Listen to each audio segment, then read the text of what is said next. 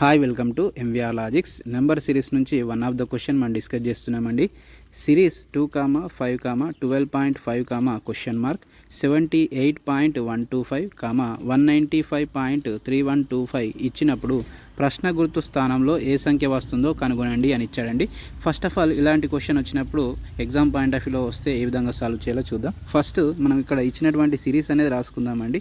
ఇక్కడ 2, 5, 12.5, question mark అని ఇచ్చాడండి, 78.125, 195.3125. సో మనకి ఇక్కడ పాయింట్లలో ఇచ్చాడని కంగారు పడాల్సిన అవసరం లేదండి. ఫస్ట్ లాజిక్ తెలిస్తే చాలా సింపుల్ అండి. సో మరి ఇక్కడ 2కి 5కి మధ్య డిఫరెన్స్ ఎంత ఉంది అని అంటే 3 ఉంది. ఇక్కడ ఏ లాజిక్ అప్లై చేశాడు అని అంటే 2కి 5కి మధ్య ఏం చేశాడు అని అంటే 2ని ఏం చేశాడు అంటే ఇంటూ 2.5 చేశాడండి. చేస్తే మనకి ఎంత వస్తుంది అని అంటే 5 వస్తుంది.